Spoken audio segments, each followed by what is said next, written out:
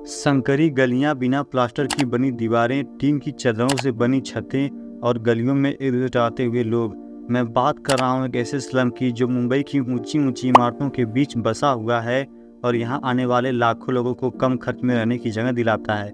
जी हाँ, ये कहानी है मुंबई की धारावी की, जिसे मुंबई का दिल भी कहा जाता है, जहाँ सिर्फ 2 किलोमीटर की एरिया में 12 लाख से भी ज़्यादा लोग रहते हैं। लेकिन एशिया का सबसे बड़ा स्लम धारावी का नक्शा अब बदलने जा रहा है। कुछ सालों के अंदर ही छोटी छोटी झोपड़ियों की जगह आपको बड़ी बड़ी बिल्डिंग नजर आएंगी और इस काम का जिम्मा उठाया है भारत के दूसरे सबसे रईस इंसान गौतम अडानी ने। मैं बात कर रहा हूँ धारावी रीडेवलपमेंट प्रोजेक्ट के बारे में। इस प्रोजेक्ट की हेल्प से एशिया के सबसे बड़े स्लम को साफ किया जाएगा, लेकिन इससे क्या फ़ायदा होगा और इस रीडेवलपमेंट प्रोजेक्ट से धारावी के लोगों में उदासी क्यों है? Dharavi, Asia's largest slum cluster, is set for a facelift with the Adani Group emerging the highest bidder for the Dharavi redevelopment project. Dharavi redevelopment से जुड़ी हुई खबर।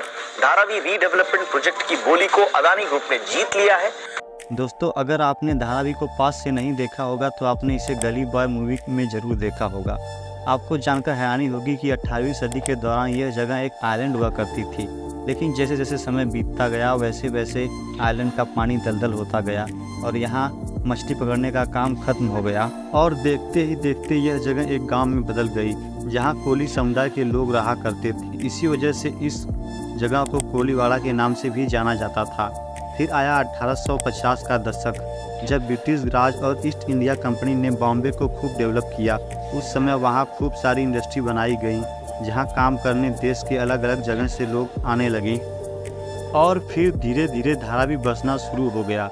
इसके बाद 1895 में अंग्रेज़ों ने धारावी की ज़मीन को वहाँ रहने वाले लोगों को 99 साल के लिए लीज पे दे दिया। धीरे धीरे बॉम्बे भी डेवलप होता जा रहा था, इसीलिए लोग वहाँ नौकरी की तलाश में जाते रहे और फिर उनमें से कुछ गांव देहात के लोग धारावी में हमेशा के लिए बस गए।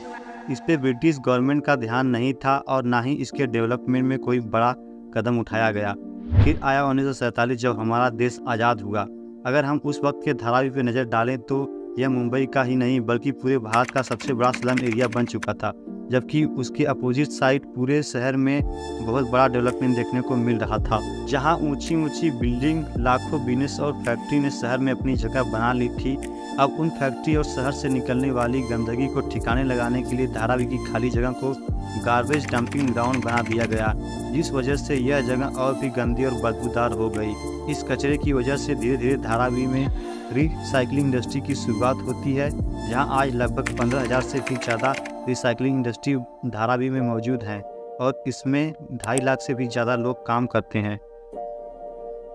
दोस्तों, धारावी की इन फैक्ट्री में मुंबई के सॉलिड वेस्ट का 80% पार्ट रिसाइकल होता है। शायद इसीलिए माना जाता है कि धारावी के बिना पूरा मुंबई एक कचरे का ढेर बन जाएगा।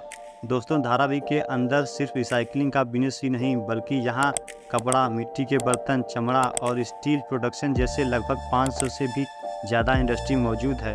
इस स्लम में 15,000 से भी ज़्यादा ऐसे कारखाने हैं जो सिर्फ एक कमरे के अंदर बने हैं।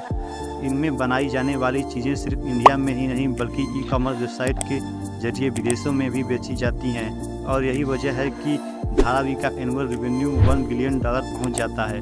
और इससे आप यह अंदाज़ा लगा सकते हैं कि इंडिया की इकोनॉमी में धारावी का कितना बड़ा रोल है। दोस्तों, 5,070 करोड़ रुपए की बोली से अडानी रियल्टी ने इस टेंडर को जीत लिया है। इसमें टोटल 7 साल की टाइम लिमिट तय की गई है, यानी इन 7 सालों के अंदर अडानी को रीडेवलपमेंट का काम पूरा करके देना होगा। दोस्तों, इससे आपके मन में भी यह ख्याल आ रहा होगा कि इससे गवर्नमेंट और धारावी में रहने वाले लोगों को क्या फ़ायदा होगा। तो आपको बता दें कि इससे यहाँ रहने वाले लोगों को पक्के मकान और रहने के लिए बेहतर जगह अवेलेबल कराई जाएगी और आने वाले टाइम में इसे एक गंदे स्लम की जगह मुंबई का सबसे डेवलप एरिया कहा जाएगा। और दोस्तों, इस रीडेवलपमेंट के प्रोजेक्ट से वहाँ रहने वाले लोगों में कुछ खास खुशी नहीं है, क्योंकि काफ़ी सारे लोकल्स को ये भी डर है कि ये डेवलपमेंट कई छोटे छोटे बिजनेस को ख़त्म कर देगा।